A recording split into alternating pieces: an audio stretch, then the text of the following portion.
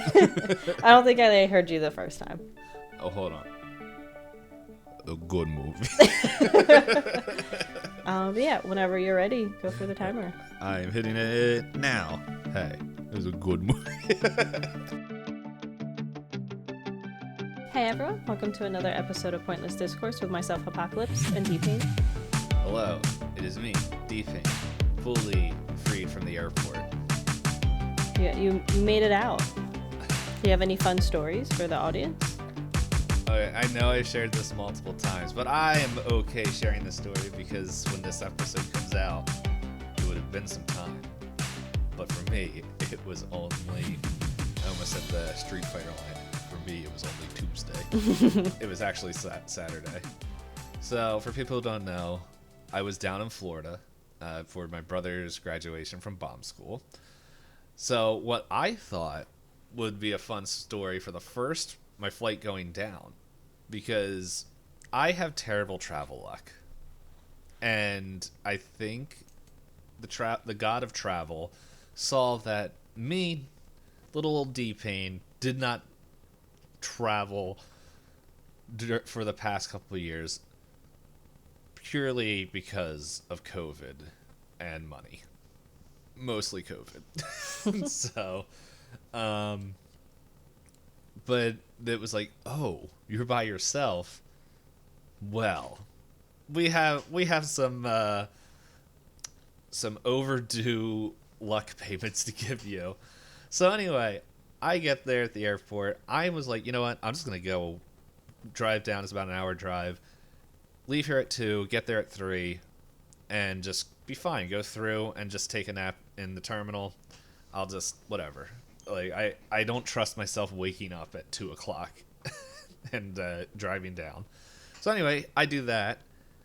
Found out that TSA doesn't open up till 4:30.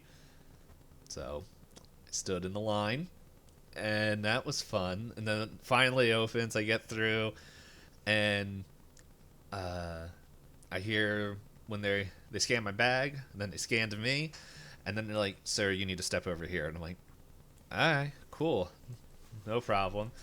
There was a guy in front of me. They were like, "Oh, okay, you got to do this." And then they're like, "Alright, sir." And I looked behind me, and there was a yellow square and a red square, almost overlapping, around the crotch region. And I'm like, they're like, "Sir, is there anything down there?" In my head, I was like, well, yes, but not what you were looking for. And so he was going through the whole spiel. But at this point, I'm getting close to being out for 24 hours. And I'm like, I don't care. Do what you got to do. He's like, we can go to the back if you feel. I'm like, just do what you got to do, man. So, yeah, it was, I think, the first time that or at least first time in a long time that it was just like all up and all the pat. And I'm like, well, I'm awake now. So, and I'm like, okay, well, there's my fun travel story. Glad we got it out of the way. Little did you know. Well, yeah, little did I know. Little did anyone know. I was trying to get back, and this whole time, like, I told Hop, like, before going down, like, hey, we'll be able to record on Saturday. We'll be fine. It's Wednesday, by the way, everybody. You're like, yeah, I should be in the clear as long as nothing happens. And I went, you let me know. Yeah. And that's where we left it. And I was like, on paper, everything looks good. So anyway, I get there at 11, like, saw my brother's graduation. Like, we went out and got a quick breakfast afterwards, and I was like, hey, the latest I can stay is 10:30 because my flight's at 12:30, so I want to get down there at 11 because I got to put gas in the car and all this stuff.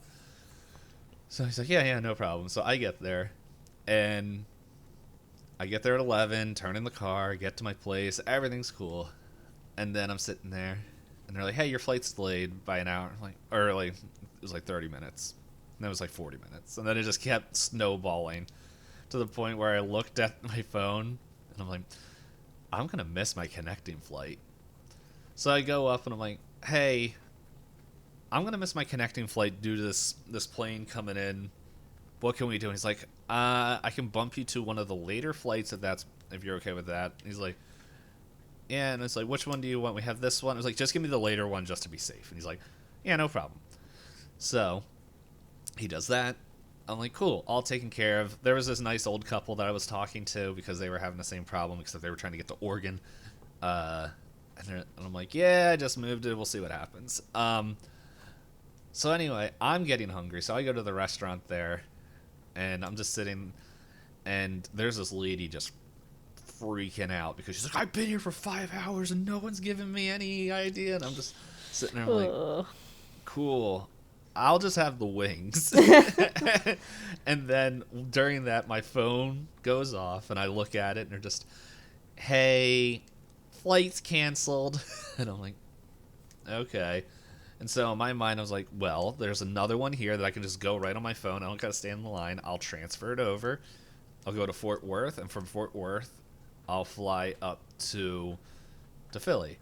And in my mind, what I was thinking was like, hey, even if I miss a connecting flight, the Fort Worth terminal is bigger, so I might be able to find another connecting flight. The problem is, as the night went on, I was for sure missing that connecting flight, and I wasn't sure if that plane was coming.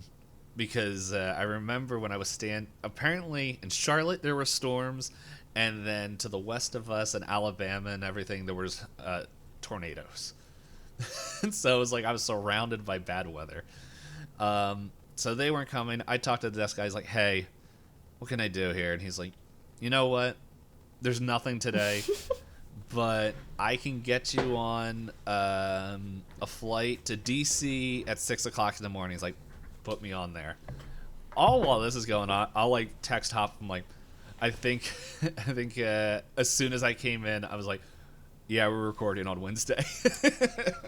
Because like I was giving you like little updates as we're going through. I'm like, yeah, it's you're like, as sure. long as this doesn't happen, well, that happened. As long as this doesn't happen, well, that happened.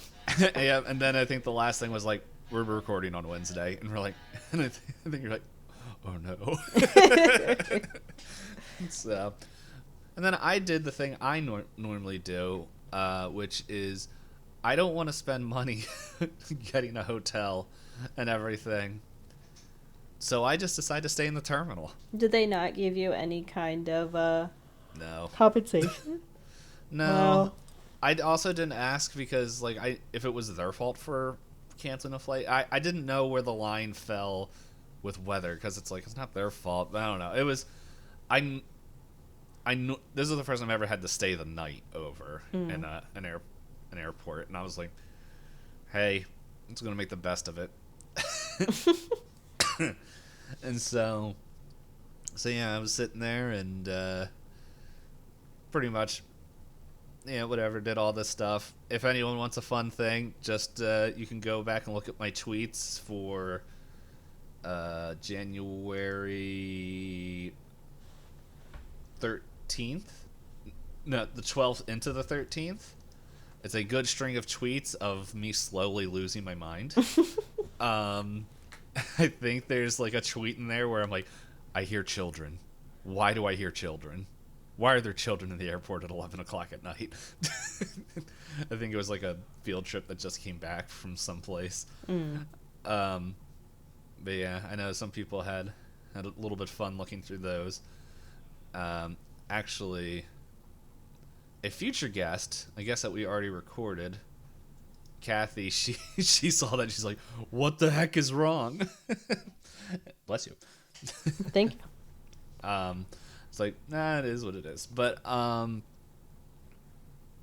so the last thing that I'll share, and we can get on because this whole thing went on for way too long, just like my layover, was I finally like found a place to get a little bit comfortable, and I fall asleep only to be woken up an hour or hour and a half later by a cop who's standing there. Is like, sir, you're not allowed to be in here. Oh, what? And he's like, yeah, they closed the terminal, or the whatever they called it, so we're gonna have to ask you to leave. You can go stand out like in the ticketing area, and just there's some couches there you can go and wait until It's open they again. open it up again. I'm like, sure, no, whatever. So I go out there, I sit down, I get comfortable. I wake up an hour later as people are coming in ticketing, and I'm like, no. And I walk back up, and within an hour and 10 minutes, TSA opens again, and I'm like, you literally kicked me out of there for an hour. And I'm like, man, I better not get stopped now. Because I'm like, I already went through here. So it's like, I don't know what update happened while I was stuck in there. So, with all that being said, would you like an A24 fact or whatever? Yeah, it's a shame. I forget which episode, but we already talked about this movie with a different fact that we have about A24. Yeah, it would have been... Yeah, well, it's a future one because I just see it right there. Oh, okay. Yes, give me fact number 4 about A24 as we watch 24 movies by A24. At this point, we actually have the official title, which I think there's one more episode where we still didn't know what the series was going to be called. But yes, this is a real long fact, a real big doozy. The company's first 5 films were released in 2013. Wow. Yeah. Now that we got that out of the way. Yeah, for anyone who isn't from the future and has listened to the other episode, or you are from the future and you're coming back to listen to this episode, then you'll know that we're talking about, I was going to say the wrong movie title, Moonlight. Moonlight. Were you going to say La La Land? I was going to put a twi in front of... Moon Twilight? Twilight. Yep. Very different movie. Yes. Also, for anyone who did not get the joke, in the 2017 Golden Awards? Academy? Grammy? What? The big... Movie Academy Awards. Yes. They got the envelopes mixed up, and La La Land won Best Picture, and then even the people from La La Land were like, what? What are you talking about? And they're like, well, we're gonna do that. And then like the director, as he was accepting it, he saw what was going on, and he's like, but hey, it was a real honor, but hey, let's give it up for the real winners and pitch it over to him. It was a very well done, I think I say the exact same thing in the other episode, but it's a smooth handoff. Yes. I don't know. Hop, is there anything fun that you want to share? Because I took up a big chunk of time talking about my fun travels. Oh, I don't think I have anything fun, unfortunately. Your story's much more exciting than mine because I've been home. I wish I was home. You are now. Yeah, well, that was also something else that I wasn't sure was going to be happening today. I'm like, why does the world not want us to talk about this movie? I don't know. But if you're a first-time listener, how dare you? The format that we do for this current series, set the timer. Yeah, is Itisdpayne and I will roll dice, and whoever rolls the highest on a 20-sided dice, because we're tabletop nerds, will do a short summary of the movie, and then after that we have like about a half hour to talk about any and all spoilers. So if you haven't seen Moonlight and you'd rather watch it before we talk about things in whatever order we so please, do that, pause here, and then come back. Sorry, I was answering future guests. Clock. There we go. I'm getting there. Guys, if everything sounds a little off, it's because my phone literally updated when I was recording a podcast yesterday, and now my phone looks all weird. But I gotta find a die. Found one. Cheese. So, yeah, stinky cheese. Alright, I'm gonna roll. I did not roll very high. Well, it's probably higher than what you originally rolled. Oh, yes. I didn't roll very high either. I rolled. You held it up. I held it up wrong. I was like, why does that look like a 0? I still can't read it. I rolled a 6. A 7?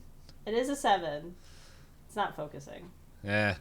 But yes, I did roll a 7. So it's me. I thought I wasn't going to be the one to talk about it. But anything else you want to bring up before we jump into the movie? Was a good movie. Yes. All right. As far as the summary of this movie, It's a good movie. That's the summary now. We follow the main character, Chiron, as we follow him through 3 major chapters in his life. One where he's, I don't know, what, younger than 10, maybe? Yeah, I would say between 7 and 9. Yeah, 7 and 9. And then the second chapter is his defining moments in high school. And then him as an adult, I think they said about 10 years later after the high school incident. Because the side character makes a comment like, I haven't seen you in a decade. But yeah, so then through those 3 glimpses into his chapters in his life, you see the influences that his environment has had on him as a person. Mm-hmm. Anything else you want to add? A good movie. I don't think I heard you the first time. Oh, hold on. A good movie. But yeah, whenever you're ready, go for the timer. I'm hitting it now. Hey, it was a good movie. Wait, what did you think of the movie? I didn't like it that much. No, we'll talk about. Let's talk about the movie, and I'll share other thoughts when we kind of get to our post 30-minute chunk. Okay. So, do we just want to take it like part by part? We could. So you want to just focus on the first chapter? Yeah, on Little. Little. Yes. Oh, that's what I forgot to mention. That throughout his life, he goes by different names, different identities, more so. So yeah, so he starts out as, chapter 1 is Little, where it's not a name that he chose, but a name that he can't get away from. Given.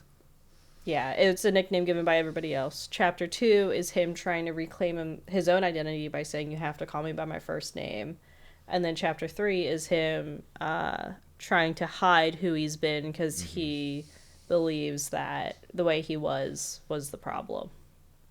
Mm-hmm. So, starting with Little. Before we get into any story stuff, that one shot, like camera shot in the beginning of the spinning and like just everything going on, I was like, that's a good shot. The film guy in you. Yeah, I am a sucker for a complete one shot. Another movie that does it very well, and there's definitely cuts in it, is Birdman, but I believe it's like shot in acts. But I think they do some camera tricks to get the cuts in there, but it looks like it's all continuously one shot, and it's from what I remember when I watched it almost 10 years ago, it was a good movie, but we're not talking about that. Yeah, I guess what are some standout moments for you for Little? Because Little went through a lot, so let's just go with standouts and let people who watch the movie marinate in it, because this is a movie that you kind of sit with. I kind of want to watch it again personally. But it's, yeah, but I mean, it's like a lot of the stuff that you're shown, it's not until afterwards that you sit with it and you go, oh. Yeah. Oh. It's one of those movies where I'm just like, I think I saw so much, but I feel like I missed more. Yeah, there's a lot of little details. What I will say about the movie as a whole, in the very beginning, is I forgot how powerful a well-written movie is when it doesn't have a soundtrack. Mm-hmm. There's not a lot of movies I've seen that don't rely on a soundtrack, and watching this, I was like, wow, this is like crazy good. Why do movies rely on soundtracks? And then I paused and I went, oh, you would need good actors and good writing. So, okay, I understand. Yes. I will say the first song, I was like, I think I need to lower my volume a little bit. Yeah, but I was also like, I wasn't expecting that going in, but in hindsight, thinking about it, it was a good song to highlight how they were trying to find points of pride. Mm-hmm. it also let you know kind of what time period it roughly was without saying it's well, I was about to say just a time period. I'm like, I don't even know that's true. I'm too tired to be like this. But yeah, it's Yeah, there's smartphones by the end of the movie. mm-hmm. When he's almost 30 or about 30. Yeah. I thought one of the things I really liked in Little, it's definitely a lot of setup for stuff, but it's just, I think I wrote a line and then it's just something that becomes like like the truth of what that observation I made just keeps getting hit home. Where I write it, it's just because at this point I didn't know what Juan's name was, so I just kept writing the man because I think I missed it, but he was just like it's like, yeah, so there's, I had to think about trying to find, I can't find there's like two things that kind of stick out, because Juan is kind of fulfills a father type role in Little and Chiron, like at that point, even if he doesn't realize it. And I think there's just a real quick scene that kind of really drives that home when Juan calls him Little Man when he's taking him swimming. Mm-hmm. And then Little goes home and his mom has somebody there and uses the same nickname, Little Man, but it is a completely different context, emotion, and it's almost like back to back, those two scenes where Juan's saying Little Man like has like a fatherly older fatherly brother thing of pride, yeah. and just like, and this one it was just like awkward. Yeah, so awkward, just like so painful. But then another line that really stuck out, which I think, at least for me and my first, there's other things that watch there that are important, but one of the things that was really sticking out to me in Little's section, I wrote, because there's a part where it's hinted that Little's mom is doing. I also have the Wikipedia up, so I'm just seeing smoking crack, and I'm just like, oh yeah, I guess that's what it was. I don't know enough about drugs to be like, yep, that's what it was.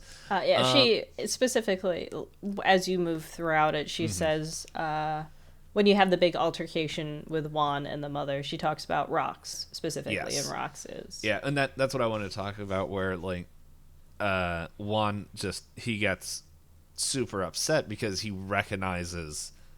Well, first he's gonna call out this guy that's slain his friend, and then he recognizes Little's mom in the car, and then there's this altercation.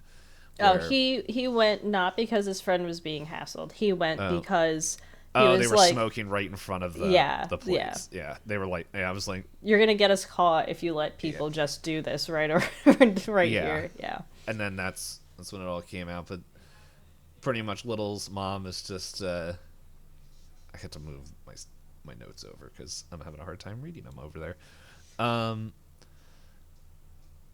What do you got? Yeah, it's just like, should Juan raise her son? But I'm like, I was like, in the like 3 interactions that we see on camera, yes, he's doing a way better job than you are right now, which is kind of a theme that like carries on. Yeah. But it is also interesting that like. It is a messy story in that she points out to Juan, like, you're not better than me. You're in the same circle. In fact, you're the reason I'm addicted, which isn't true. It's not Juan's fault, but Juan is, all things considered, a supplier. He has a part in it. Yeah. He's not clean in the way that, like, he wants someone to be a parent to Little, and she's like, well, you're not a good guy either, so... what does this say about either of us? Yeah, and it's just, I was like, is he going to punch her? It's like I don't know. I don't really approve of violence being the answer in that situation, but I'm like, I don't know. It's She's like saying a lot of mean things. she's saying a lot of things, and it's like, do it for the boy. Yeah, that moment was really strong. The moments that really got to me was the scenes where they had little, basically begin doing what unfortunately, a lot of children will do is like blanking out.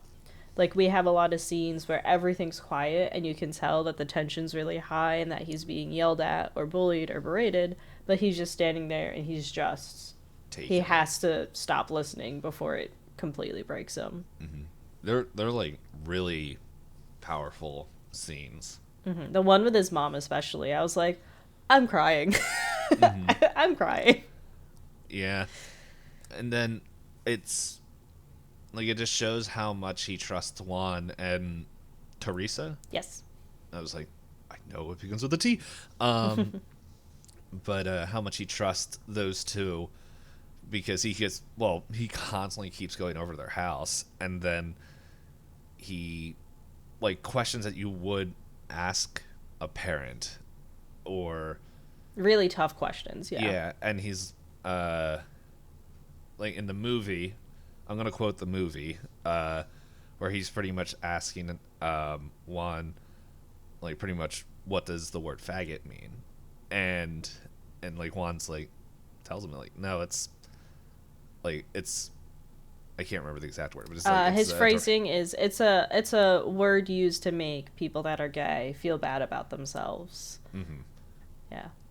Yeah. And I think what's impressive, along with this very serious, very heavy conversation where you're feeling a lot for Little and want Little to like find comfort, they snuck in a little bit of humor where like Juan's like, don't let anybody call you that unless, and then Teresa's like, no, don't say it. And he's like, yeah, don't let anybody call you that. Oh, I did like Juan and Teresa's like interactions and stuff, and they Juan did feel just, like parents trying to figure it out because they have a boy that they see is struggling and they want to help him, and they like offer a lot of help to him. Mm-hmm. But yeah, Juan's like, yeah, this is how it goes, and Teresa's like, anyway, don't listen to him. And Teresa's like, why do I have to be the adult? Come on. But yeah, it was just like the search for someone who sees him for who he is, and that's when we also meet, what's his face? Kevin. I was like, is it Kevin? Yeah, and it's the first time we meet Kevin, who's the only kid that kind of treats him as a person in his own age group. Mm-hmm. And so it's, yeah, I'm trying to think if there's anything else in the first part. I'm just scanning through my notes. I think, yeah, those are like the biggest things that really stood out to me. And like you said, the scene with the swimming and everything that was such a strong scene too, because you could tell like if Little didn't trust Juan, he wouldn't let him swim in the ocean when he's never learned to swim before. Yeah. And then they also have the bonding moment where I think the only time we hear Juan's name is like in the very beginning scene that you said where they pan over. They say his name once, and then they don't say his name again until... Because, isn't Juan's nickname Black? No. I thought he had the same nickname. No, he has the whole phrase about blue. Blue. Yeah, I know. Yeah, I remember I went back and rewatched that scene because there's stuff at the end. I was like, is there a correlation?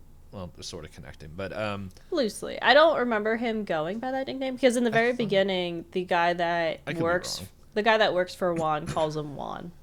Okay, and I think Teresa in the later scene also calls him Juan, but there's questions of where Juan is, so not really. I saw it right there. It took me a second, and I was like, oh yeah, It's talked That's about. what it is. Yeah, I do. Another thing I appreciate about this movie, as if we're moving on to chapter 2, is that a lot of the movie lets you contextualize on your own, kind of like you are a fly on the wall.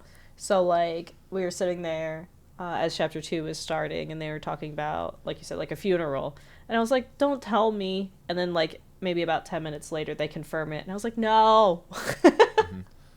Well, one thing I think is important before we move on to chapter is that then the conversation when Little or Chiron's asking him questions, the last thing before that act ends is he asks, "Does Juan sell drugs and does his mom do drugs?" And Juan answers yes to both. He's honest, yeah. Yeah, and he's not proud of it, and it ends with Chiron leaving. And now, part 2. Sorry to cut you off. No, it's okay. But yeah, so then part 2, we enter into his high school life, where you see that the bullying has not stopped, and seems to be escalating in different ways, but that he has found, or he has been allowed a key to Teresa's place, looking for places to stay, because while things are escalating at school, things are also escalating at home. They moved. Yeah, they moved, but his mother is still Didn't get better. No. Well, she's not. Yeah, ain't great. Yeah, she is. I guess, for lack of a better term, the addiction really is. You can start physically seeing it on the actress. She's lost a lot of weight. She's a lot paler, and she has scenes where she's asking her high school son for money. Yeah, because she's like, "I know Teresa's giving it to you. Give me the money." And it's just like, language. Woman. Yeah, and then she also berates him, saying like, "I'm your blood," guilting him, right? Like, I gave birth to you, therefore I'm more important than Teresa. But she hasn't exactly been a mother figure to him, but he's expected to still see her as that. And then you have the other side with Teresa. Like I said, they kind of loosely mention, like, or his mom loosely mentions, "I haven't seen Teresa since the funeral," and I was like, yeah. And it's like, oh, and then it's like it explains the earlier scene when he's at Teresa's and things are awkward when she mentions him. Well, he's like, "Oh man, you and Juan thick as thieves," and just saying like how much she sees like Juan's behavior in Chiron. And Chiron gives, like, if you guys haven't seen the movie, you should, but because like every portrayal Chiron is really good, because there's a character trait that he has where he has, due to like bullying and just stuff at home, he has trouble kind of expressing himself genuinely to like people, and he just shells up when he doesn't know what to say. He nods a lot. Yeah, and like even when he goes over, like when in the first part, Teresa's like, "If you're gonna eat dinner, you got to be talking," and he's like, "Oh," and it's like I think it's the first time we hear him talk. And dude, she has one actor for him is so good. Yeah, she has one scene where she's like, "You don't have to talk to me now, but you're gonna talk to me eventually." And it's like he didn't talk to Juan the whole time, and then like Teresa just being herself is just like, he's like, "Oh, okay." This is my name. She's like, "Oh, okay." I just like to imagine Juan's like, "Really?" Well, he did bring her, because I think he did. specifically says like, if anyone's gonna get you to talk, it's Teresa. Yeah. So, but yeah, going into the second part is it's probably equal in length, but it feels like it goes so fast, because there's just like, at least when I was watching it, it's just like boom, boom, boom. It has a lot of, so I would say the first chapter has a lot of slower beats where you get a little bit more setup, and you get kind of like the longer not longer, but I guess you'd get smaller bits and pieces that add up at the end, like as you're getting context clues of his full life story. And then yeah, 2 is you have his full life story. Now you see what happens when a teenager is forced into these situations where teenagers' feelings are much stronger, and without healthy outlets for them. You sent me that gif. Yeah, it's but yeah, and talking about that, yeah, it's just it keeps escalating and escalating, and it's not like the teachers are, well, they try to help. They're like, if you press charges, he can. Yeah, like, let's back up a little bit. That press charges is kind of a penultimate moment. So we back up. We see that he's in class and he's getting bullied, and one of the teachers just sends the bully out of class. But that doesn't stop the bully whatsoever, where the bully seems focused on bothering him. Then we also have moments where Kevin is back in the picture, and as teenagers, they're trying to figure out what any of this stuff means, right? Like you Kevin's mentioned. a little horn dog. Yes, he is that.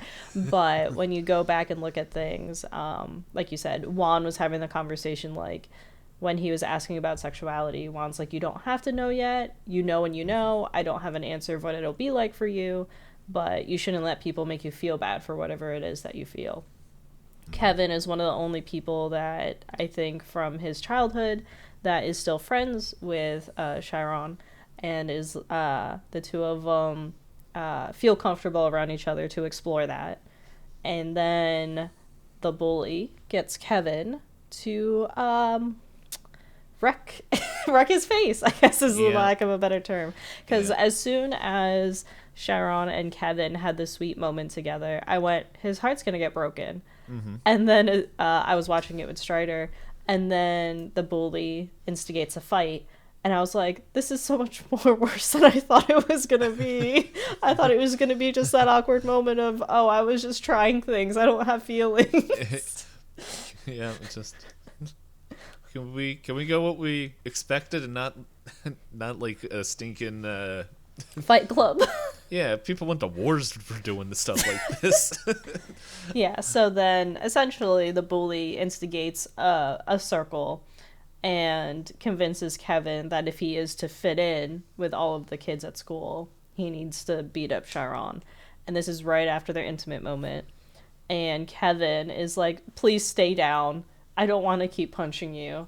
But Chiron's like, I can't keep letting everyone beat me up. Because Kevin, in chapter 1, we forgot to mention, was like, people are only going to bully you if you keep letting them. Yeah, that was a theme, I think, and it's kind of a theme throughout this whole thing where no one's going to respect you if you're soft.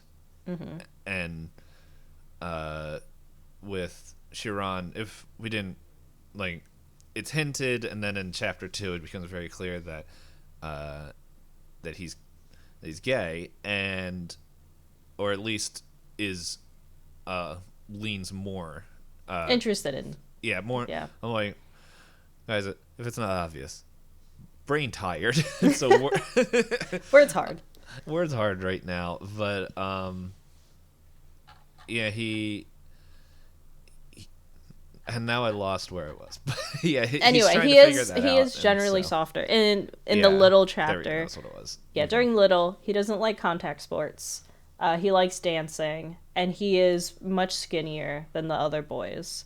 So they, from a very young age, they make assumptions on, what he's going to be like as he gets older. And then in high school, he's still very thin. Quite awkward. And as he's figuring out all hormones and everything, he is starting to learn that he is the thing that he's been called. But then he gets, Yeah, and then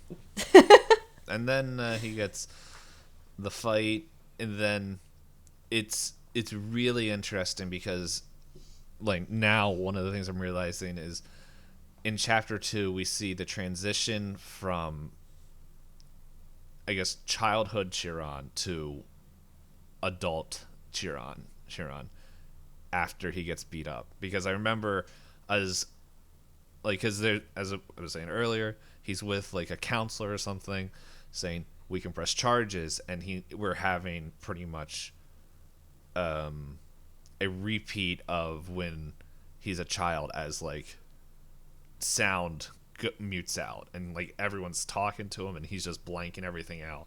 And then And it was an especially heartbreaking scene because he's in the school, he bloody nose, like clearly he's got stitches that are like bandaged over, and she's like, I know there are 4 other boys involved, you can give me their names and we can deal with it. And he keeps repeating, you don't know, you don't understand. She's like, no, I do. But like she's not listening to him, so then he reverts back to no, he changes. No, but he reverts that to behavior, the of the silence, and then we see him snap. Like, a snap, but it's a very interesting thing that I like. It's a subtle thing, is when he goes in to take care of the problem himself, his body language, his walking, his whole demeanor is more aggressive and different compared to how he is throughout the whole movie. And it's the same way he walks and carries himself in part 3. Where, and it's like, I remember it's like, oh, okay, there's a drastic change that just happened. And and then I wrote, oh, well, that would explain why. This also reminds me of the Simpsons meme. Yes, so he takes matters into his own hands and gets arrested for it. Yeah. In case there's a lot of Simpsons memes, Sharon beats the bully in the back of the head with a chair. Yeah, but he's the one that gets arrested. Yeah, it's he's like, go figure. Go figure.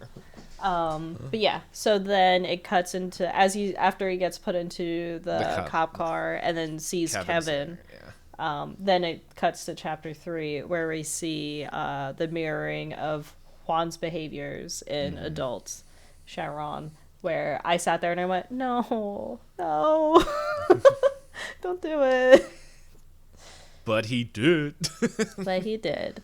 And then, so then we have him as an adult where we see him trying to act like, basically he's like, I've been independent my whole life, I'm not going to listen to anybody else. Which, like, fair, right?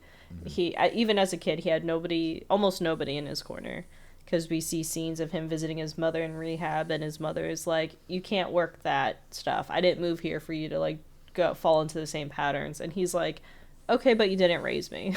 Like, he's still very, like, resistant to advice from her. When she is finally present. Yeah. And the other interesting thing is, because Sharon goes to prison. Like, we find this all out, that he goes to prison, he gets out, and he's doing what Juan was doing. He gets into the drug trade and all that. But it's not just it. He has like the same car. He has the same car. He has the crown that's in his car. It's almost the same style of music he listens to. He wears his same style of clothing and the do-rag on his head in the gun, same way. And he almost has a very similar gun as Juan did. And Chiron, it looks like from his experience getting bullied and fighting back, he took out everything that he thought was strong of Juan when he was little, rather than all the things that Juan did to help him. And like the honesty and the vulnerability, and it takes almost 10 years as we concede for that to change, or at least start to. Sorry. Because like I was just gonna say, like he's thinking of himself as an image of him without really honoring like what made him strong. Like this first chapter, at least for me as a on the sidelines as a viewer, what made Juan a lot stronger was the fact that he was willing to be honest and open and like remorseful for what was going on. Whereas Chiron, who goes by Black in the third chapter, which is, I forgot to mention, Kevin used to call Chiron Black. That's in chapter right. 2. I was like, I know that was something. Like, because Kevin's like, chapter 1, Kevin calls him Little, and Little's like, no, call me Chiron. Chapter 2, Chiron, Kevin called him Black. Yeah, Kevin calls him Black. He's like, why do you call me that? He's like, I just give people nicknames. He's like, who gives people nicknames? And then chapter 3, he fully connects with it, and then he's buffed out. He's not skinny anymore. And then he gets a call from Kevin. Yep, and It's Kevin yells at him. yeah. Well, like he gets a call from Kevin, but he also gets a call from his mother. Like it's the past, like all connects with him all at once, and so he's like, it almost feels he's like, I don't want to do this, but I want to see Kevin, and if I'm going to be down there, I might as well just see my mom. Yeah, I know. In the part where Kevin's like, yeah, come and see me, I was sitting there with Strider. I was like, he shouldn't go see Kevin. And he's like, why not? I was like, because he's not ready to open up his past like that yet. He's not ready. He's not dealt with any of this. Yeah, but it almost feels like the conversation he has with his mom softens the shell that he built up, because like in the beginning, like we see him, he's like, yeah, he's doing the drugs, he has the money, he gets very aggressive, he's working out a somebody. lot. Yeah, and like even as soon as he gets the call from Kevin, there's signs that things are changing in him. So let's see what are the notes. But yeah, as I mentioned earlier, like it is almost humorous to see how his mom is like, I messed up, but like, come on, let me be your mom. And it's just like, you're gonna try to like, there's like, listen to me, I did a whole bunch, I can't remember the exact thing, but she's just like, yeah, I think her speech is kind of like, I didn't do anything to deserve love, but I love you, so you should still listen to what I have to say. Yeah. And he's like, but you just admitted it. You just admitted that you were a terrible mom. Yeah. It's just like, will you just listen, please? But yeah, so all that is going on. And then one of the things when Chiron and Kevin finally do meet, there's a neat camera thing that they do, that there's other people in this diner. Like we learned that Kevin has been, at this point, has been working at a diner. Yeah, he was incarcerated. He worked on the cooking as a service, and then continued that into outside. We also learned that he has a kid with an ex-girlfriend, which and Sharon's like, what? But are you two still? He's like, you still? But he, even though the relationship ended, he's like, I still gotta be the father for this kid. So doing all that. But one of the things I thought was really interesting that they did is that there's other people in this tab. Can you tell that I'm doing D&D prep? Look, they were drinking wine. It's confusing. Yes. But yeah, they're in this diner. They're having all like this, like you see, like Chiron's sitting there watching him. We see Kevin kind of moving around doing stuff. But they edit it so that way everything around the Chiron and Kevin is blurred out except for them. So that way, like we're almost like having Chiron vision right now, as like he is focusing on Kevin and he's watching Kevin move around before Kevin realizes who he is. And it was a really neat thing where it's like he's going back to like how he felt and what he was before prison.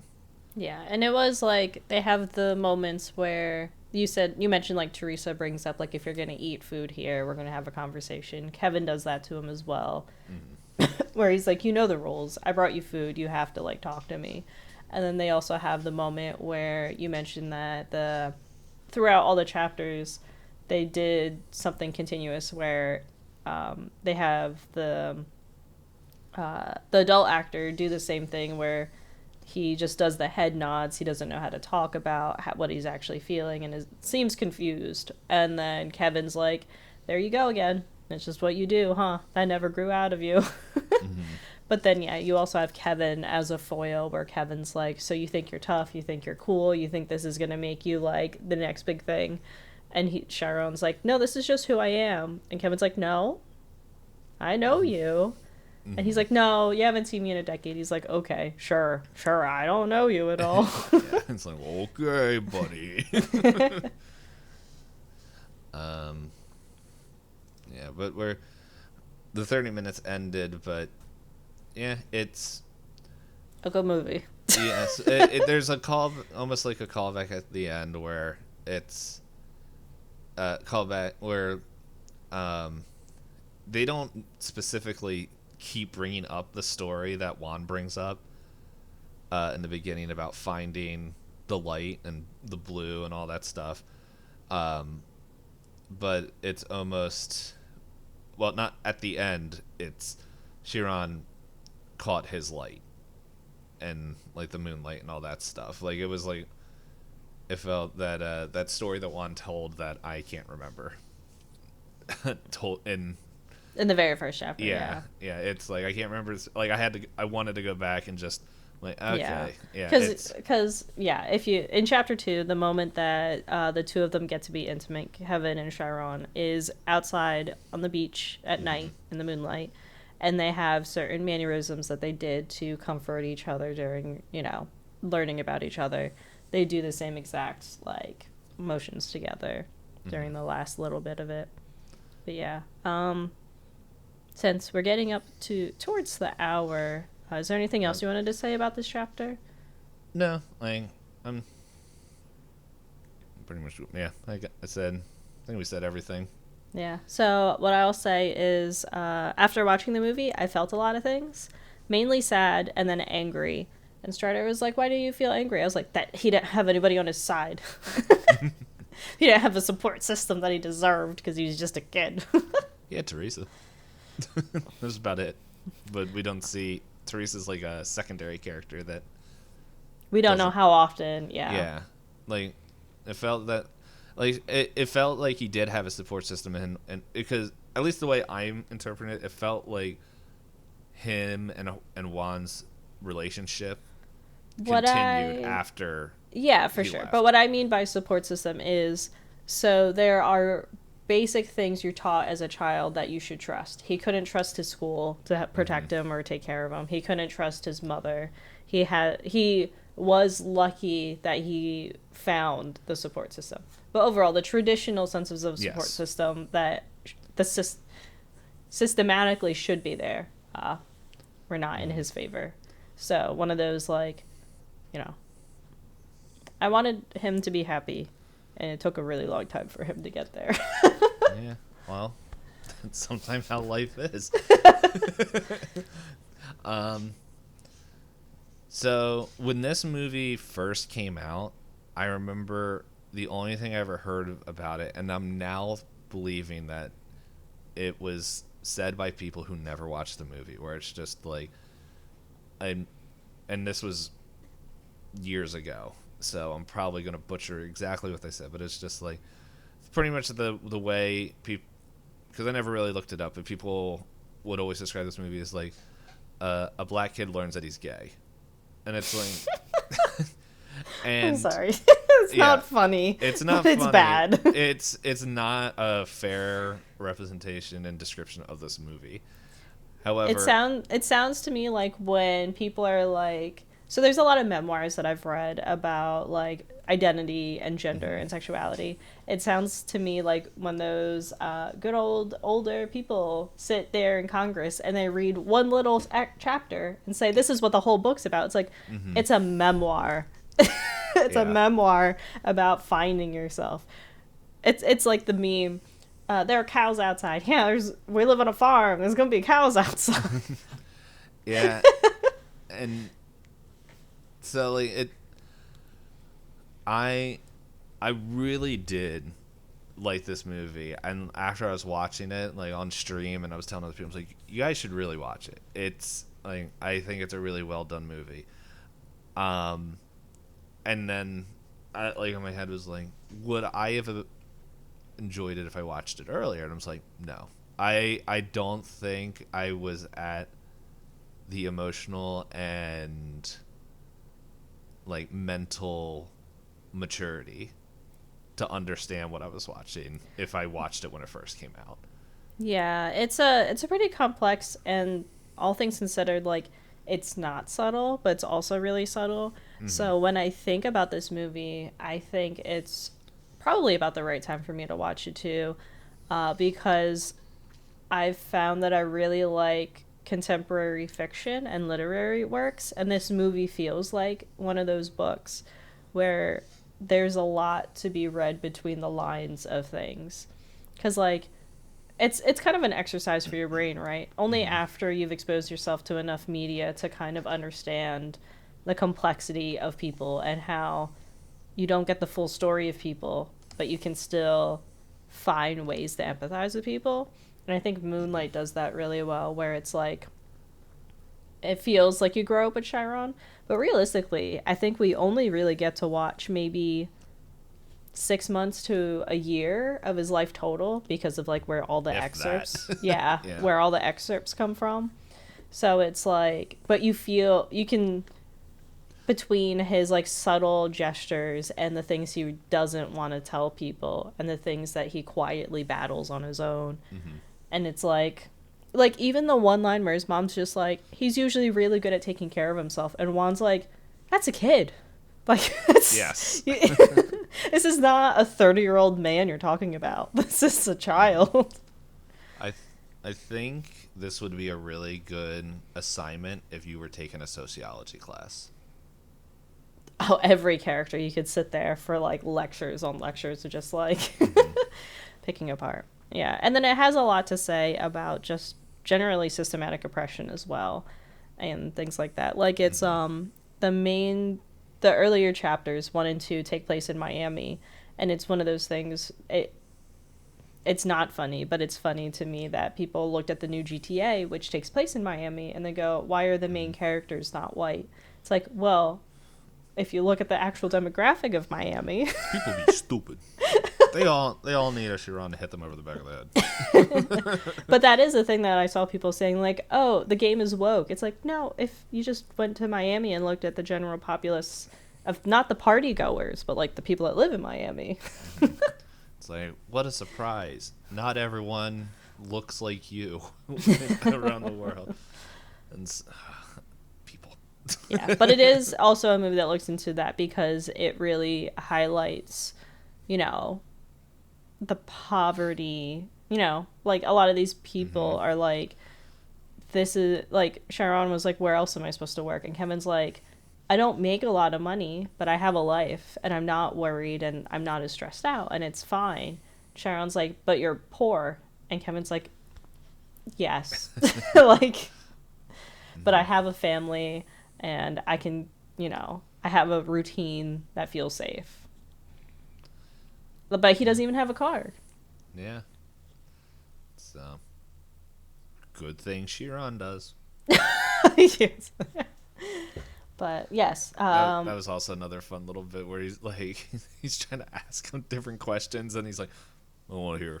He just turns up the volume. He's like, okay.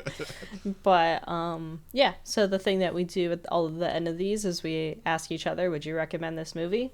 Yes. Yes. Watch Yeah. it. If it wasn't clear of what we said before, we officially asked the question. Yes.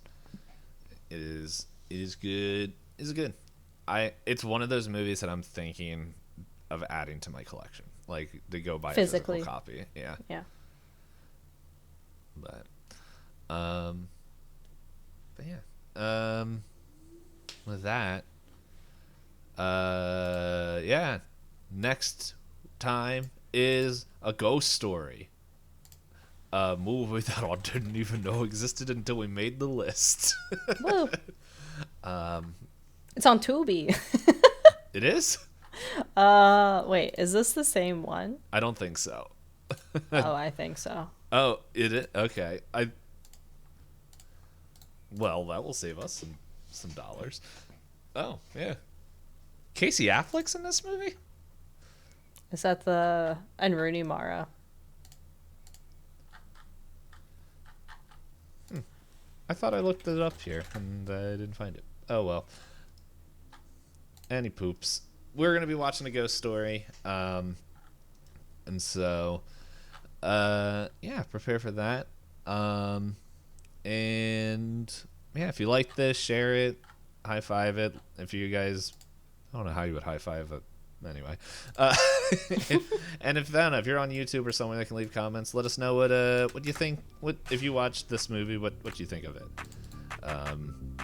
But that is all that we have time for, because it's almost 11. So we hope you all have a good day, morning, night, whenever you're watching this, and we'll talk to you next time. Bye bye.